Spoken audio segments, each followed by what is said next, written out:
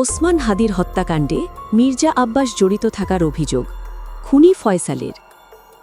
ভারত থেকে প্রকাশিত একটি ভিডিওতে ওসমান হাদিকে হত্যাকারী হিসেবে পরিচিত ফয়সাল দাবি করেছেন এই হত্যাকাণ্ডের সঙ্গে বিএনপির নেতা মির্জা আব্বাস জড়িত। ভিডিও বক্তব্যে ফয়সাল নিজের মুখেই হত্যার ঘটনায় সম্পৃক্ত থাকার কথা স্বীকার করেন বলে দাবি করা হচ্ছে। ভিডিওতে ফয়সাল বলেন, ওসমান হাদিকে হত্যার পেছনে কারা জড়িত ছিলেন সে বিষয়ে তিনি দীর্ঘদিন চুপ থাকলেও এখন সবকিছু প্রকাশ করার সিদ্ধান্ত নিয়েছেন। তার ভাষ্যমতে হত্যাকাণ্ডটি পরিকল্পিত ছিল এবং এর পেছনে প্রভাবশালী রাজনৈতিক ব্যক্তিদের সংশ্লিষ্টতা রয়েছে।